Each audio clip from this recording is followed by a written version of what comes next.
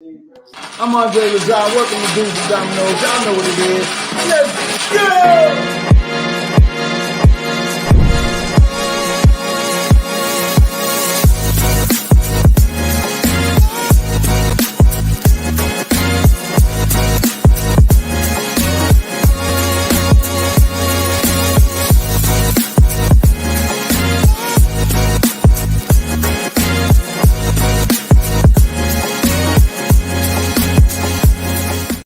Welcome to Dudes and Dominoes. What's up, gentlemen?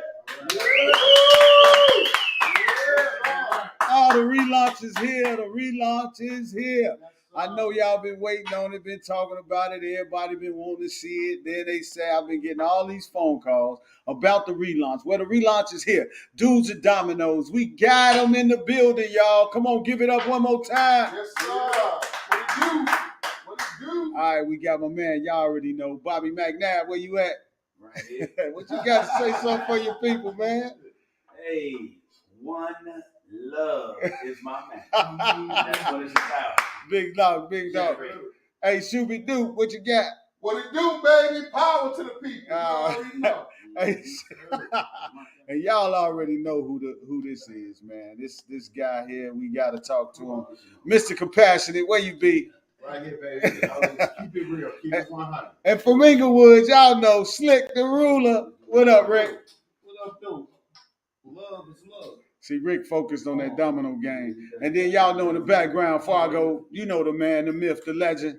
Talk to him, say something. What's up, people? Let's do it. Hey, it's been a long time, man, and it's been something we hadn't been able to get together, fellas, in a minute as far as doing the podcast is concerned. But now that we started the podcast, now that we back in effect, I had a thing, man. I was going. My wife had said something to me one day, and hopefully she don't hear this broadcast, but she said something, and then I said, okay, should your wife, was the question, be your harshest critic? Should your wife, as a man, be your harshest critic? Now, if you're living with a woman, I'm talking to you too. I'm talking to any significant female in a man's life. Should she be his harshest critic? We're going to start it off with Mr. Passionate. Talk to me, man. Oh, absolutely. I think she should be critic. That's our better half. So when I'm weak, she's strong. When she's strong, I'm weak. So I'm looking for her opinion. I'm looking good or bad. You know what I'm saying? Make the corrections. You know, so yes, as me being a married man, I'm looking for my wife to be my number one critic.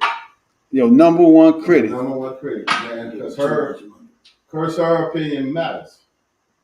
Okay. Talk to me. What you mean her opinion as far as, how far does she go, though? How far is too far with criticizing? Long as it's within a respectable way, you know, if she, and how she does it, you know what I'm saying? And it's nothing wrong with, coming from her, I'd rather it be one-on-one.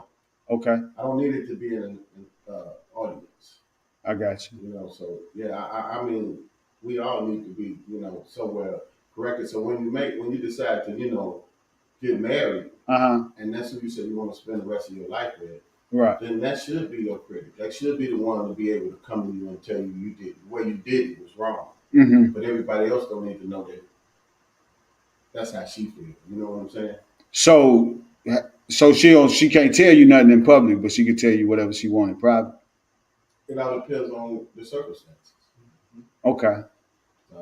Okay. If she saw you doing something in public that she didn't like, but it was something, say it was your personality, and she checked you in public. She ain't gonna do it. She give me a look. Okay. And then I recognize the look. I understand that look. I don't know what's that look. Love language. Love language.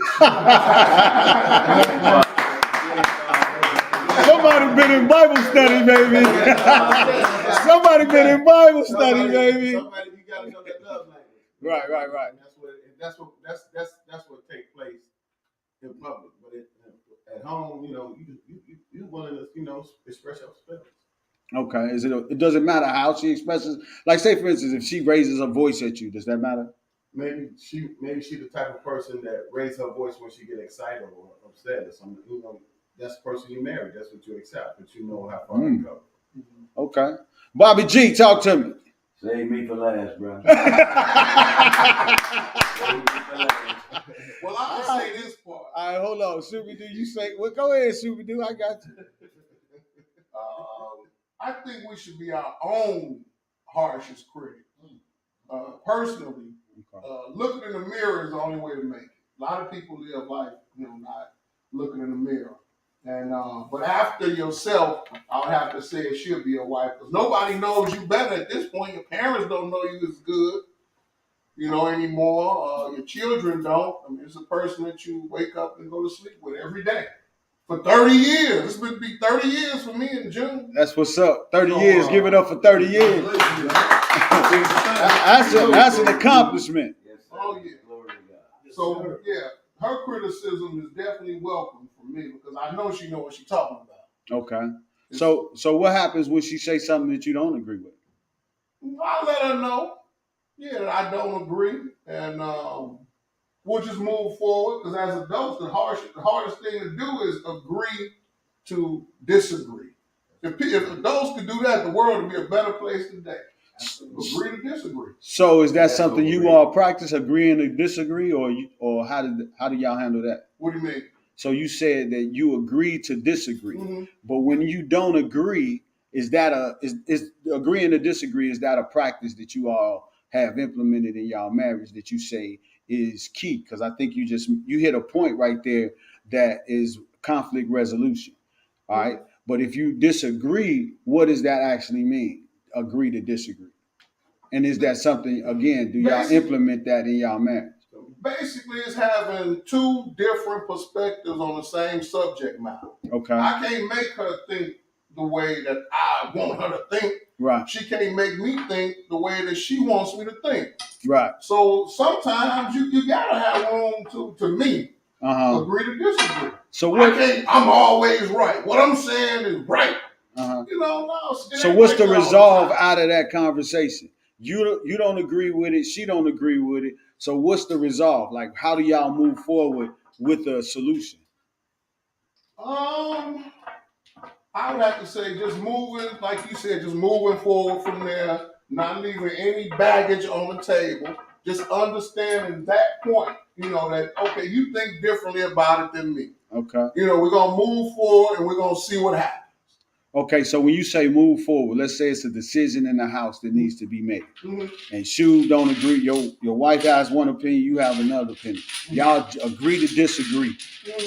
How does that, whatever that obstacle in the household, the decision that needed to be made, how does it get made? Well, obviously the final decision, is made by me. That's what he wanted to do. Yeah, well, no. That's something different.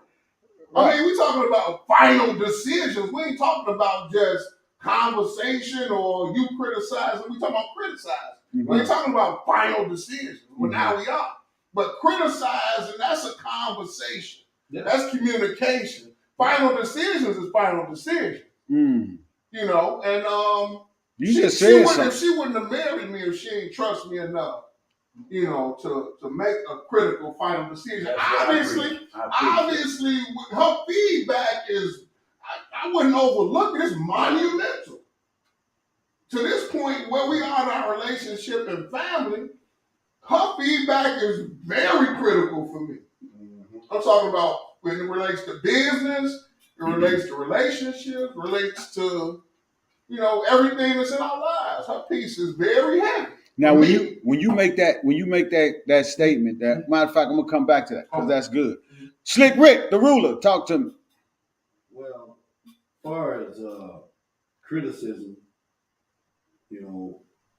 before you leave out the house, before you make any type of business moves, the first person you pretty much run it by is your wife. If you got the kind of wife that you feel comfortable enough to know that she can add something to it. Right. Now it's some situations where it all depends on who you married to. Mm-hmm. Okay. Some women don't earn the right to criticize nobody, criticize their man. Right. But if in a situation like mine, my wife earned the right to criticize, and you know, in the beginning it wasn't like that.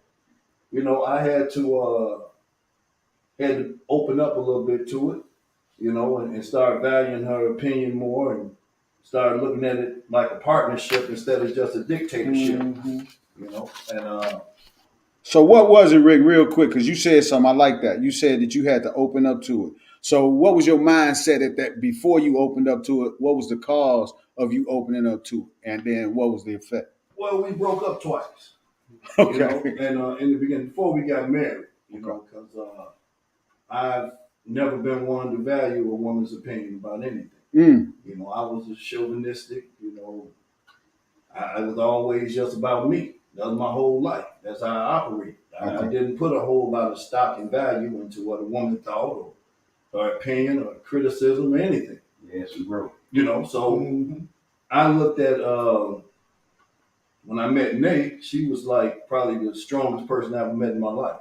You know, so Let's give it up for Nate. Yeah, you can't let that pass. you know, the thing that destroyed us or was gonna make us was like the same thing. You know, like, can I deal with a strong, opinionated woman? Okay. You know, So let's talk to a young man out there.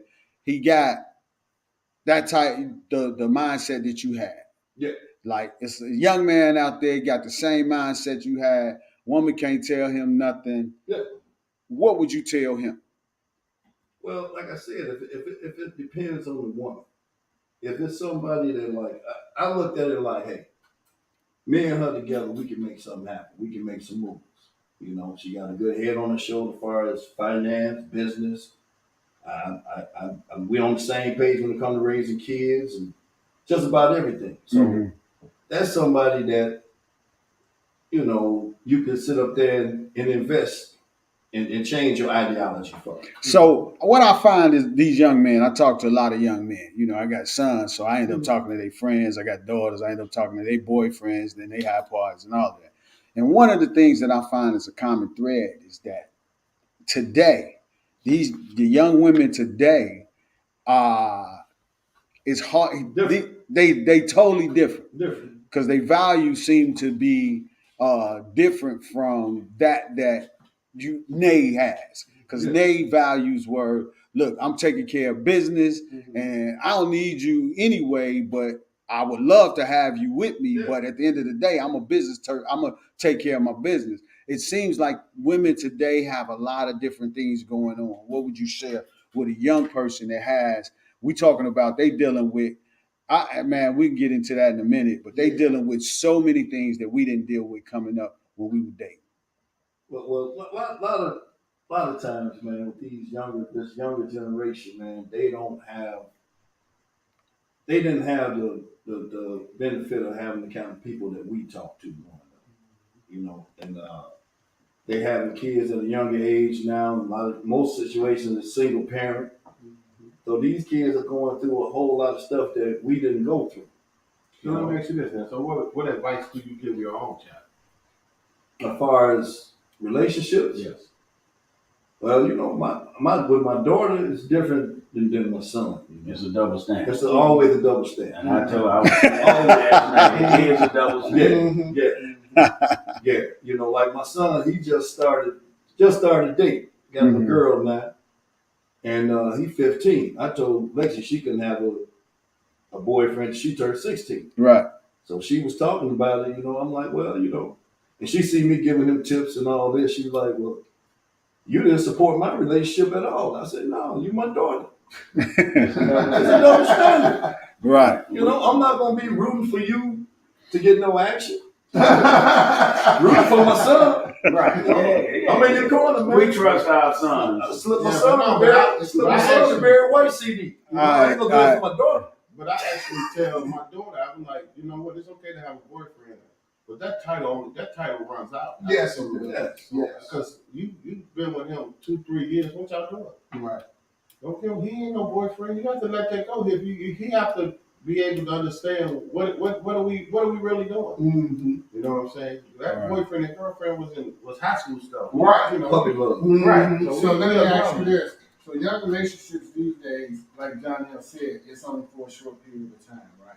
So in these kids' days, just y'all opinion, as you was dating in your teens, do you think one of them women would have been your wife if you would have stepped through it?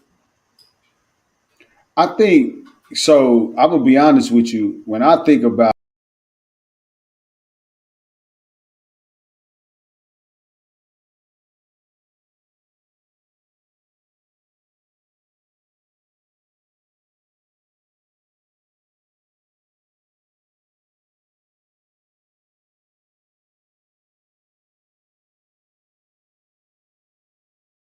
Yeah, that's right. you know what I'm saying, and it would have been so much different that I would have had uh, to navigate the internet, to navigate that realm of information and knowledge. I don't know if I'd have made it. Not with Mel, because Mel, I'm like Rick. Mel is she a monster when it comes to stuff, man. And Muggs don't know it because she like everybody thinks she like the sweetest thing, and she is. She's very sweet, but Mel ain't playing no games when it comes to morals, values, business, taking care of your stuff, making sure things are in order, and that's Hey, what attracted me to her.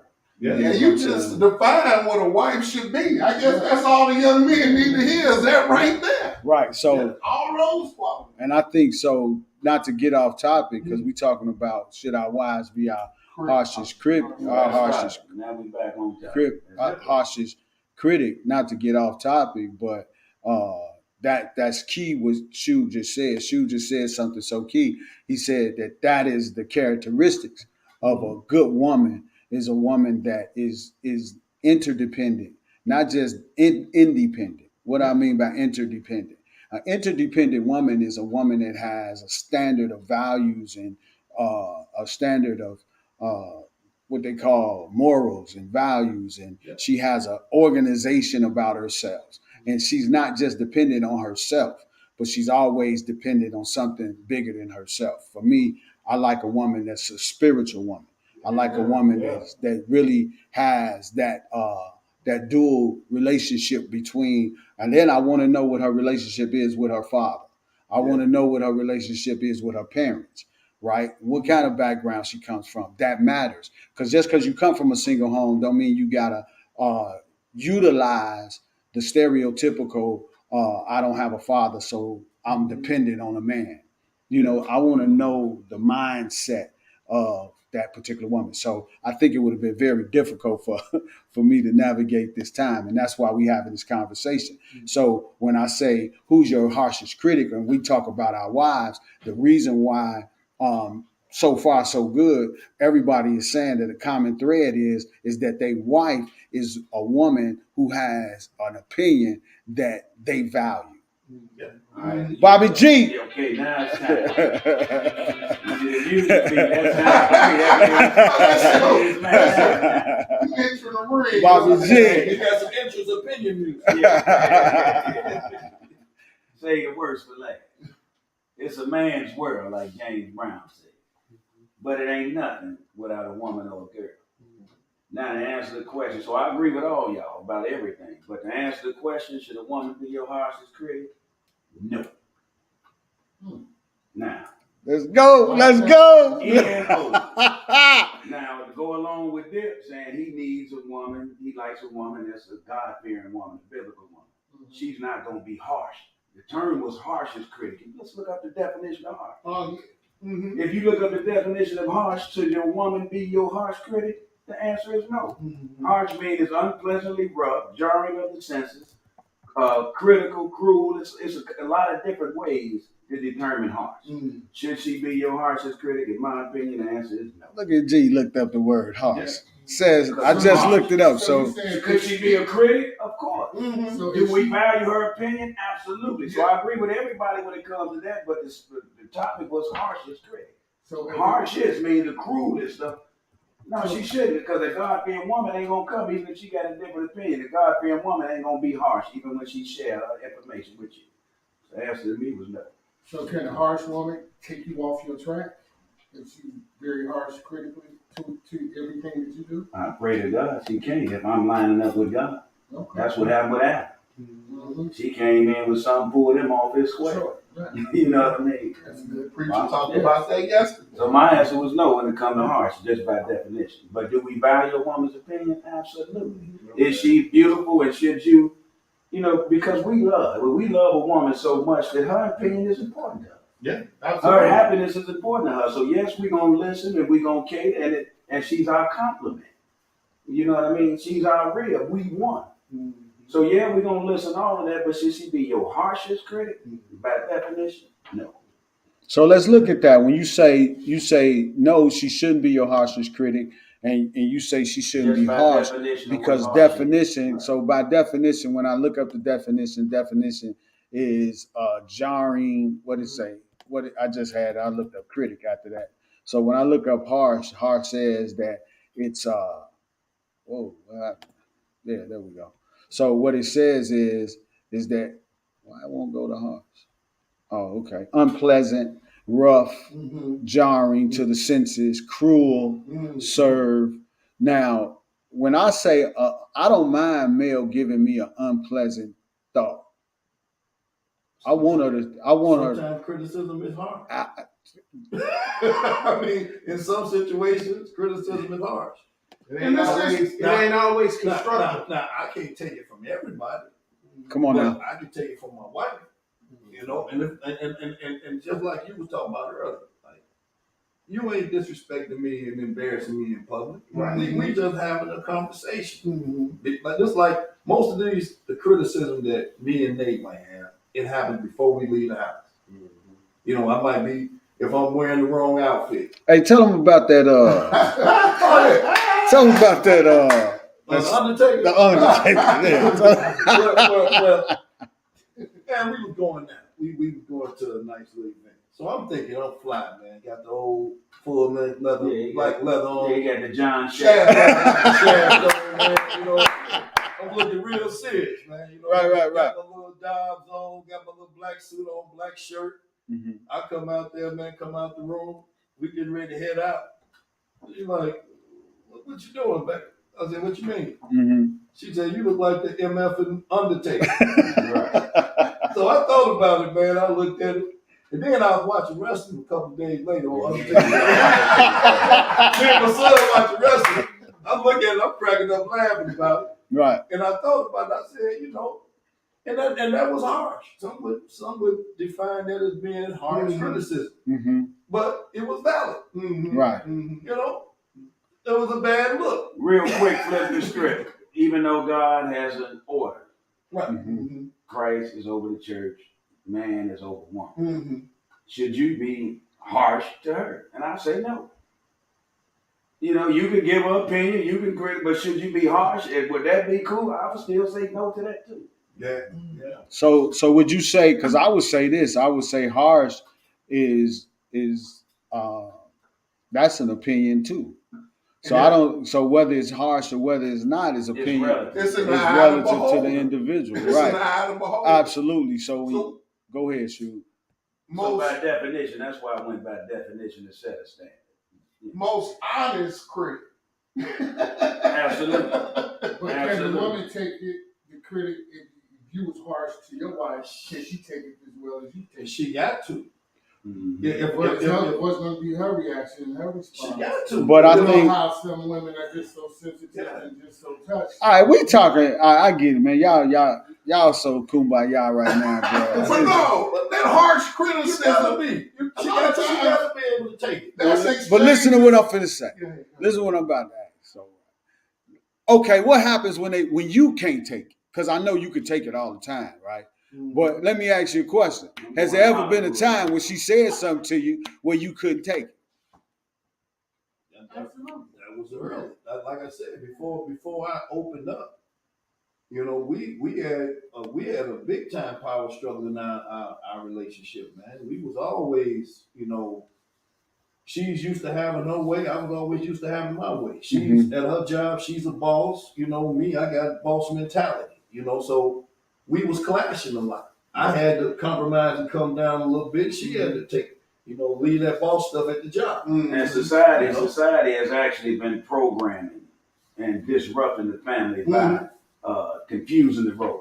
Come on, G. You know what I mean? And that's what we got to get out of. As men, us playing dudes and dominoes, we got to go back to taking the confusion and understanding the confusion, understanding the mindset of the women. Society that made them bosses. Yeah. Come on. Purposely. Uh-huh. That Satan trying to alter everything God made. So that's going to create some friction in the house. So a lot of the young folks now, they got to deal with that. But as good men and good God-fearing men led by the Most High, up there get understanding, understand what you're going against. So that way you can be a critic, or, you know what I mean, without being harsh, let them know, bring some awareness to their battle and some of their struggles that's going to lead to a struggle in your relationship. And just that knowledge itself can help resolve some of those issues, because you got to understand it first. So you're saying, as men, we should remove the confusion. We should understand it first. We should understand where it's coming from. And so that's a spirit, that from that God can give you a spirit about that, or you can even learn and take some psychology class and learn the conditions of the mind. There's like 4 or 5 major contributors to the mind. All right. What I mean? Since you brought that up, I'm finna show. Well, I'm gonna throw it. It's gonna be on the screen. It's a psychological term called psychological reactance. Anybody ever heard that term? Psychological reactance. And what it is, it's a tendency for people to react negatively when they feel. Watch this. They feel someone or something is taking away their choice, their ability, or their alternative solutions. So in essence, if I come to you and I tell you, yo, look, what you doing right there, what you got on is foul, and you think you looking fly, immediately, because of something called psychological reactance, you react immediately in a negative manner. Let me expound on that real quick. Go ahead, G. I call it's a simple, innate thing that none of us want to be wrong. So the minute somebody points out something to us that makes us not right, we're going to defend it, sometimes to the death. So we will create any kind of scenario, anything to support us, just so we're not wrong. And I think that's part of that psychological reactance. Yeah, exactly. We don't want to be wrong, so we're going to bounce back to try to justify it a lot of times. And that's that causes arguments. Is that only in men that you feel? No, that's none of us. I said none of us want to be right. Right, but what you just said is just like that. You don't want to be wrong, right? None of us, men, women. Right, but how long do you take it before you realize that you're wrong?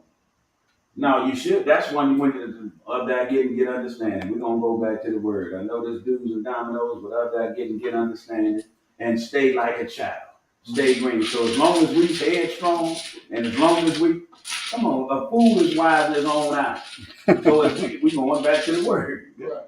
If we won't be a fool, then we're gonna take it a long time. We ain't gonna be able to take it. Right. But if you get wisdom and you get some understanding, then you gotta look at yourself and realize one of the first lessons I learned as an adolescent. Sometimes I'm wrong.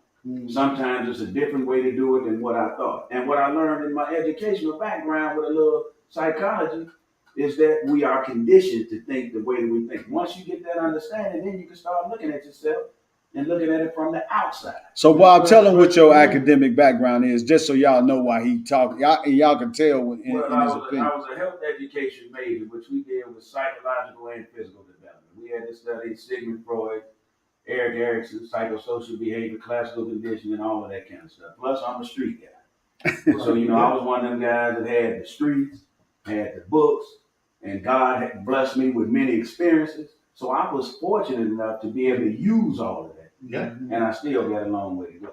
Yeah. But wouldn't that, even the way you described it, what was the name of that again?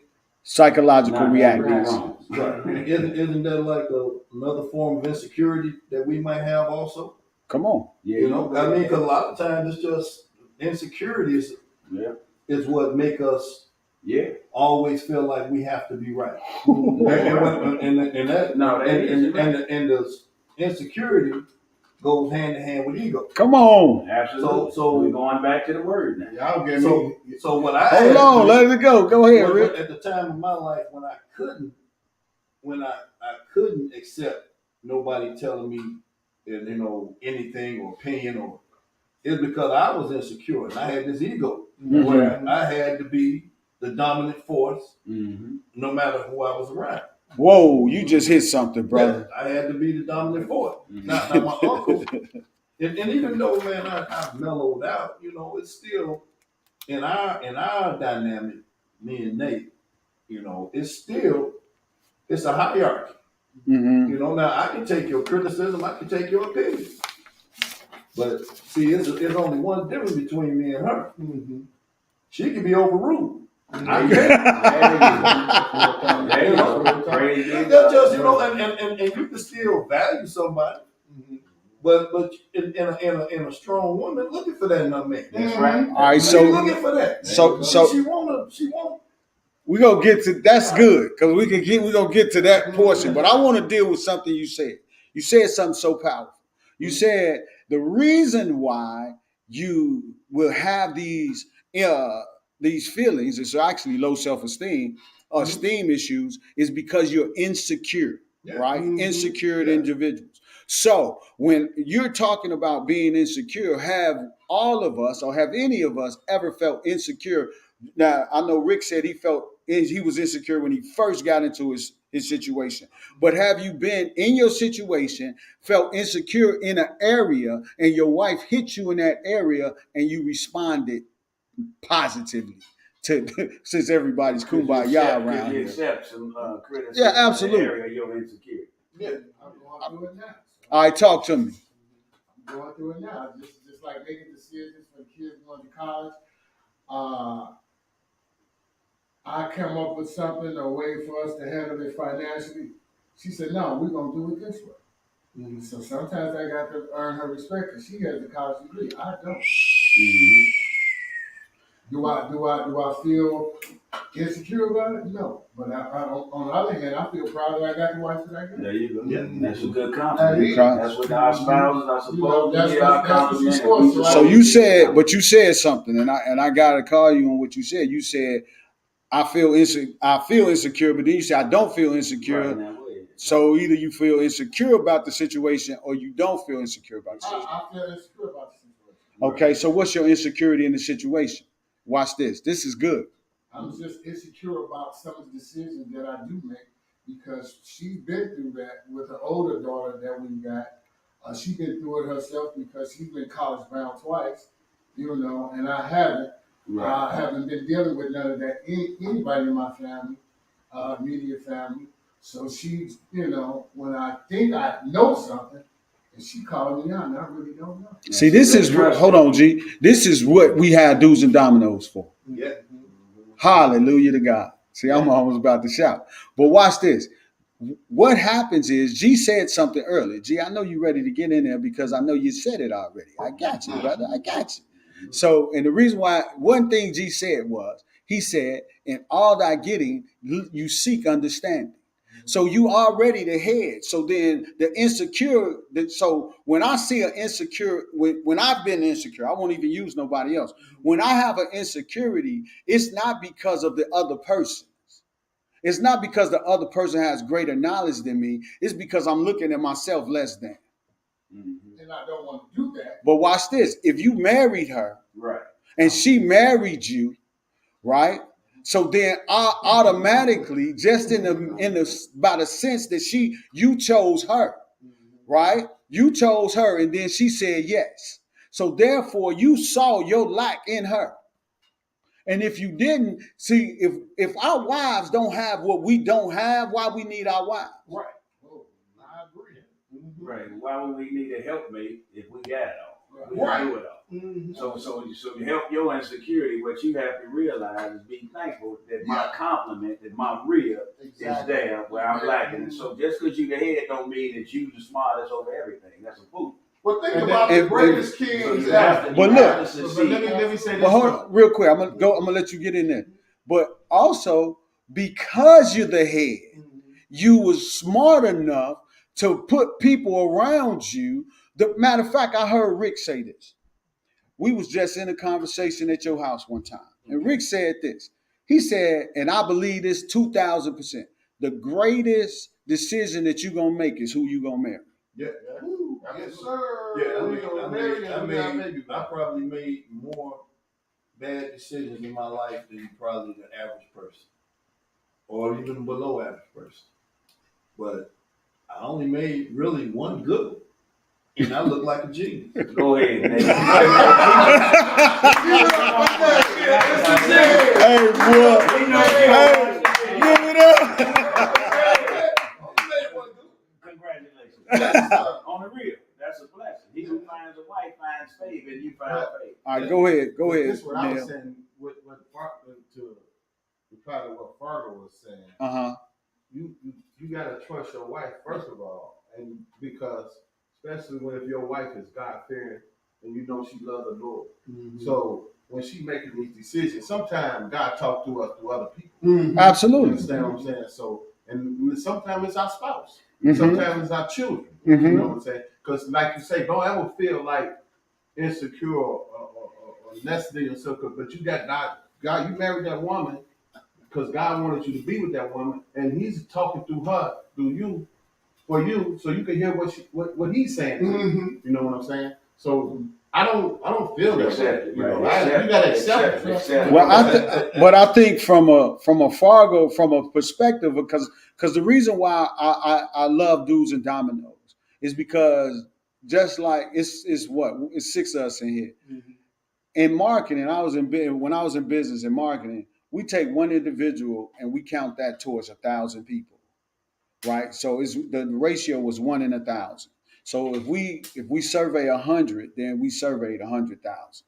If we surveyed 1,000, you see what I'm saying? Mm-hmm. So my point is that there's so many people that have your opinion or your situation, Rick's situation, G's situation, Shoe's situation, my situation, and Fargo's situation. And one of the blessings of having that situation is that now understanding is key. And what do I mean by understanding is key? I think understanding the fact that, yeah, there's a cause to everything and there's an effect. And so his effect is that he's insecure. But I think that healing, Shub said something earlier about if everybody can agree to disagree. That was the thing. He said the world will be better. If everybody can seek to understand, I believe the world will be 10 times better. That's right. And the first thing we got to understand, I think, is what's going on within. Can I make That is one causing statement? me to go that Let way. me make one statement real quick about it. I don't like that's the most overrated term ever, agree to disagree. Because when you do that, when you agree to disagree, there was no growth right there. You know, because y'all just cut it off. Because one of y'all could actually get something from the other one can get something from you. But instead of bending, that means nobody's gonna bend, so you're gonna break. When you agree to disagree, nobody gained nothing. I'm gonna be stuck here, you're gonna be stuck there, nobody gained nothing. And when you agree to disagree, guess what?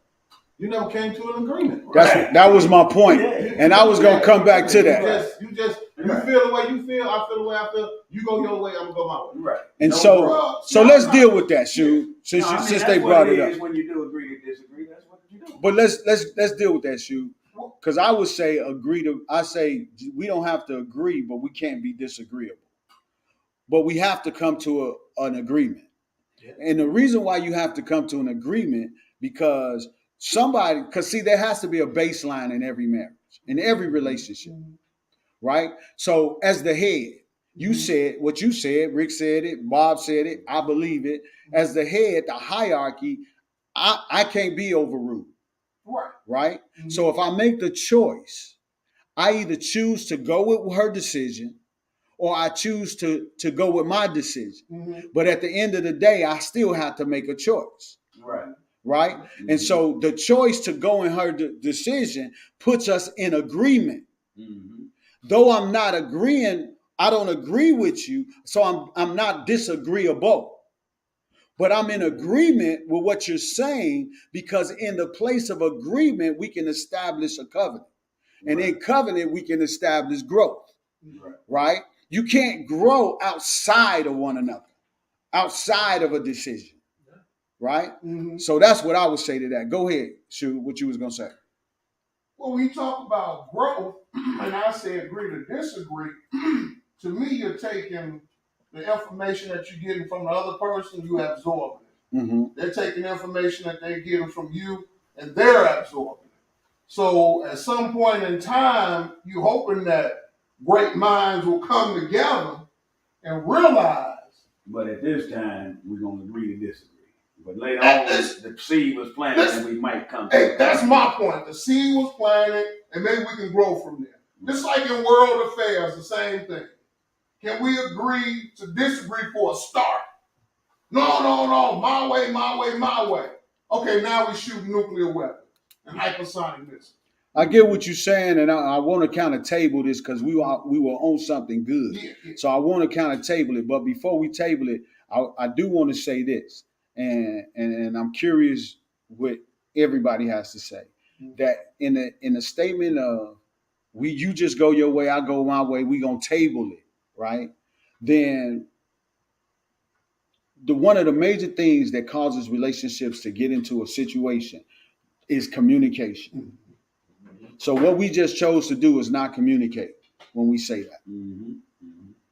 And that is the biggest fall, is that I could separate you. So guess who's gonna be talking to that mind? Guess who's gonna be talking in that ear? Mm-hmm. Guess gonna be talking in that place? It's not gonna be you. Be the serpent. Or whoever. It's gonna be the spirit of it, right? So that's why I believe in always moving with some type of resolve, some type of agreement. And as the head, as the CEO of your home, you have the authority. Mm-hmm. And then you also have the responsibility.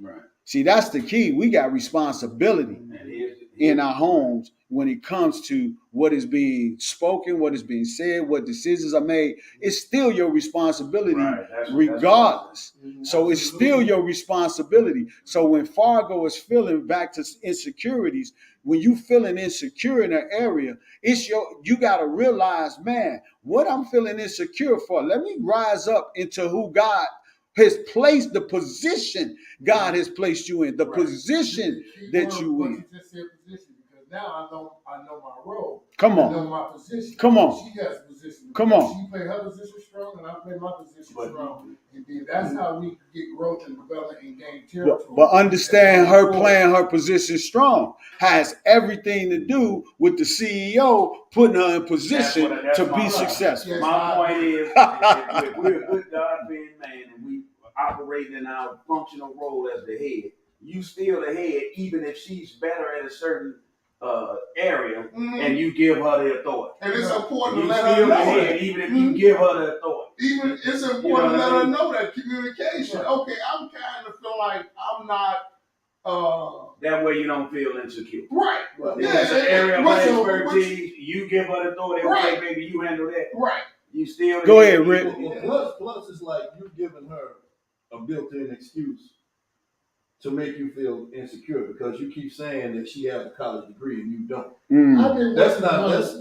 college degree don't always make you right. Right. It don't make you the smartest person in the It don't room. make you the smartest person in the room. I mean, and I get that. So maybe insecure may not be the word, but insecure that I have. That's for myself, because I thought I had. No, but you felt a certain way. That's right. I thought I with had. that. Well, I can do this, and I can come to the table, Right. and with my opinions and with my you should be able directions, to. and then I feel like she showed me that ain't gonna work, man. So now let's ask this. So when you do feel insecure, right? Mm-hmm. And you walk into this, you feeling insecure. Do you respond to her in a manner that you would want a man to respond to your daughter? Yeah, no, I'm gonna get real aggressive and fight and jump on. I'm feeling insecure. Let me beat on something. Like, what is the? I think just What's the my way whole you respond when development you within the last 2 years has just opened my eyes with a lot of things with Donnell, you, Bob, Rick, just these group of men, just spiritual and everything. Just made me just look at things a whole different way. And just open my mind to better things, because I was just like Rick. Sometimes I was stubborn.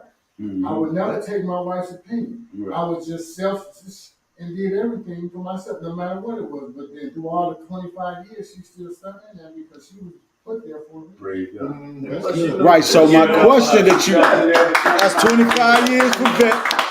Plus, when you first see go. There you go. You gotta give yourself some credit too, bro. There you go. Come on, Rick. Something that me that I didn't Give see yourself some myself. credit too. So- She ain't sticking around because you wasn't worth it. Right. Right. You know? Now, She saw something. That's real talk. but you never answered the question. So the question when you felt insecure with your wife in this area, and I want to deal with this because many men respond to their wives in ways that you wouldn't want your daughter's husband to respond to her, right? So do you respond, or has your response been one that you would be proud of? Does your insecurity make you react in a way that's not good? No, no, no. So your responses have been good. Yes. Okay. That's all I asked. That's all I wanted to know. You never answered that. Some of us can't deal with. But what I found is Right. I've seen in different areas, right? I've seen in different areas where men talk to their wives in ways that you wouldn't want a man talking to you. Now, going back to that, Go ahead. years ago, yeah, I used to be that. Wait, time out, Dan. What he just said was harsh. Men talking to a woman with harsh that you wouldn't want. No. That's why Harsh is critic. No. So go back to the thing, because like you said, because I used to be that person to be yelling at my wife doing stuff like that because of decisions. And no, I wouldn't want no man doing my daughter like that. That's why the change had to become within me to open up to be a better person. Understand? Right. You know? Because the kids don't do what you do, not what you say. So you got to be an example. And so the difference, I think, Bob, when you start talking about harsh, though. No, that's where it fit right in. That's what they said. Listen to me so you can. When they react, No, got listen. insecurity, They might react harsh. Disrespecting your wife, disrespecting your woman is not being critical harshly. That's being disrespectful. And that's what I'm talking about. I'm talking about when men talk to their wives in a very disrespectful manner, that you because It's of your disrespectful in a of very- your is that of very your disrespectful insecurities. manner, is that harsh? Okay, G. That's my point. Okay, That's different levels. that's Yeah, that's it's totally it's different. harsh. Like So- I said, I've taken harsh criticism, and I've also been very verbally abusive toward women in my life. Mm-hmm. Those two ain't the same No. thing. When you disrespect, Those two ain't the same. Just another like we said. adjective is ungentle, unpleasant. It's hard. Unpleasantly rough. When you being disrespectful, is that unpleasantly rough, jarring to the senses? Yes. I mean, it can be, but disrespectful. I get what you're saying, So G. the Your term, point is the taken. term, I mean, that's one of those. We not gonna be disagreeable. We're gonna agree to disagree because nobody wants to be wrong, so we're gonna both argue our point. No, but I mean, I understand. We're not- But the key is to understand both points, right? So I understand your point totally, but I think it's a totally different level to disrespecting a woman and giving her criticism about a situation harshly. Well, let me ask this. Back to my agree to disagree point. So, in our relationships with our wives and kids, so I'm pretty sure everybody in this little area has an agree to disagree aspect in their relationships as it comes to disagreements. Mm-hmm. Nobody. Because everybody right here have an agree to disagree aspect of their relationship when it comes to disagreement. Right. How could you not have it? No, because And I ain't saying settle. I'm not saying settle for it. No. I'm just messing with you. Hold on, Sue. Go ahead, Donnell. What? Yeah, what? no, but I'm like I said before, to say I agree to disagree, I never solved the issue. Right. No growth. So I have to before we let's say we having this conversation before we go to bed. This is about the form of communication and how you say it, and it have to be some kind of resolution before. So I can't agree just to disagree because then you still got your opinion, I got my opinion. We never resolved the Now issue. here's my number one point. I gotta get this. I've always thought, okay, so the backdrop on me. Me and my wife was together 27 years. Mm-hmm. We was divorced, got divorced in 27 years, and now we back together, resolving this. During that period of time in between, I already knew any future prospect.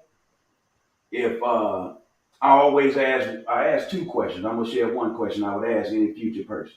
I would say, if you 100% this way, and I'm 100% that way, how do we resolve it? This is where you get to your agree to disagree. Some of them say, I agree to disagree. I'm like, or we compromise. I was like, wait a minute. You 100% this way, I'm 100% that way. How do we resolve it? If they don't say, I'm going to ride with my man, you're not the one with me.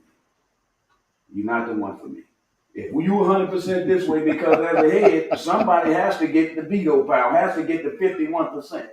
If you 100% this way and I'm 100% that way, how do we resolve it? If she don't say I'm going to ride with my man, I'm going to skip you and go to the next. Absolutely.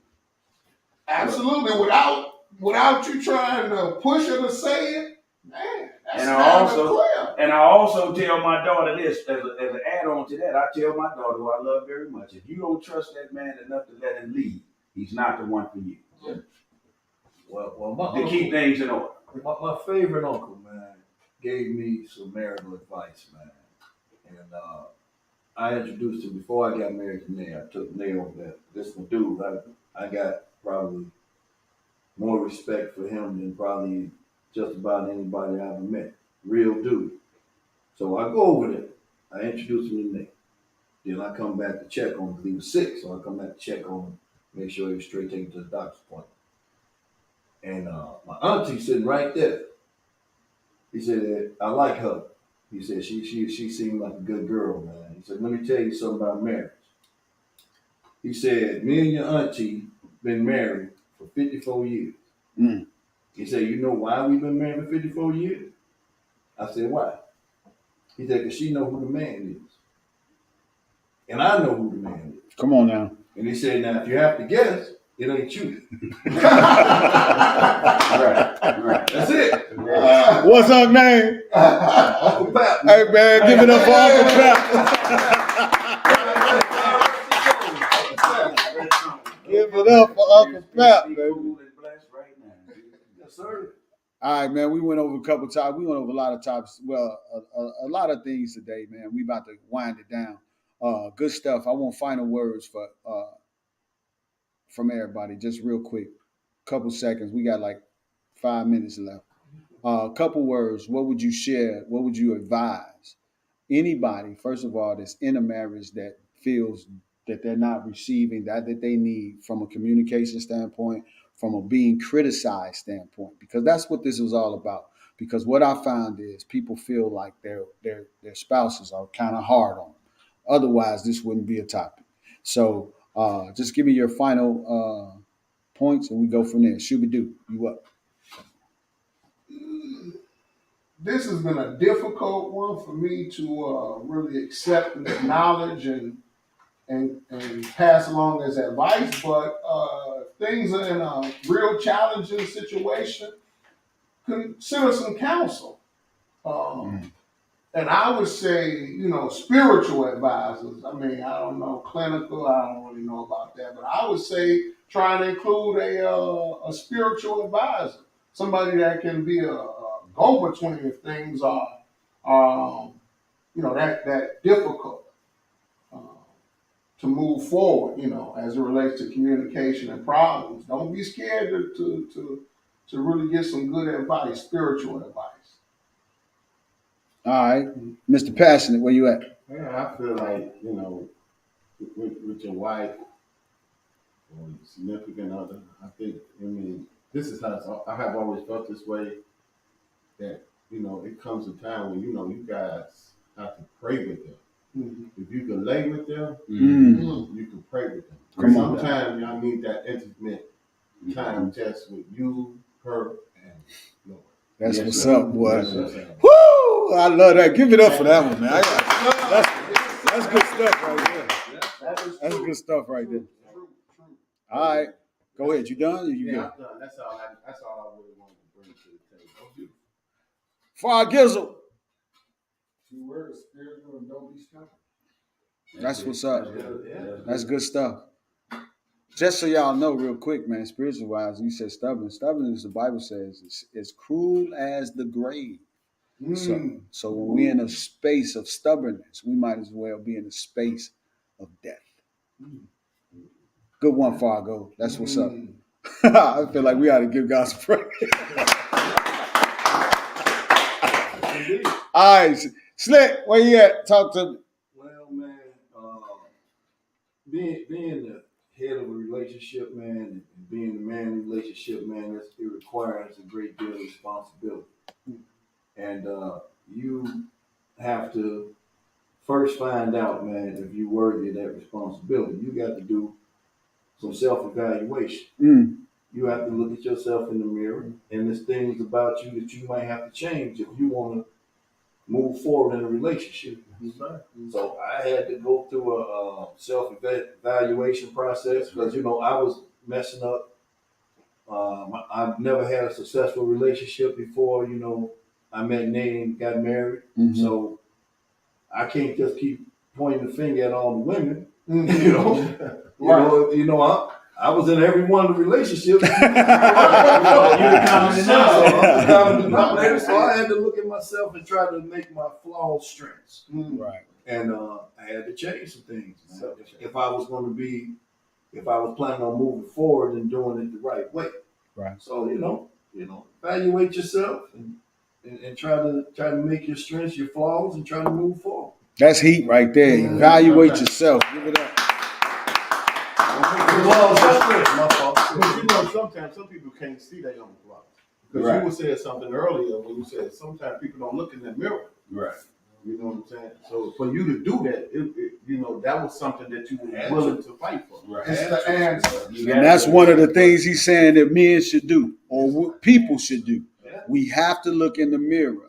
And then sometimes we got to look in the mirror, but then we got to look in the mirror and ask somebody else's opinion of what that mirror looks like.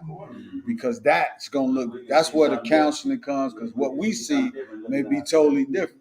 I may think I'm slim and skinny, but then I look in the mirror, that's what I see. But then I see a picture, I'm like, man, I got work to do, right? Yeah. Bobby Mack, where you at? Bobby G. Advice. Yeah, last words, final words. The Bible, the best book I ever read. It's some profound wisdom, whether people believe in it or not. It's some profound wisdom. You live the way that Bible lives, not only are you going to have some wisdom, some understanding, but you're going to see some miraculous things in your life. But this, you can be set and stuck on that. But other than that, a man who's set in his own ways is going to end up being an old, lonely man. If it ain't being set and stuck in his own ways on the word, because there's some profound stuff there, in any other way. So you have to be forever evolving. You got to forever put the mirror in front of you and continue growing. If you're gonna so I learned that a long time ago. I started believing this. If you set in your own ways, you're gonna die old, lonely man. Yeah. Young fools become old fools. Come on, man, give it up, dudes and dominoes. Man. Spread the knowledge.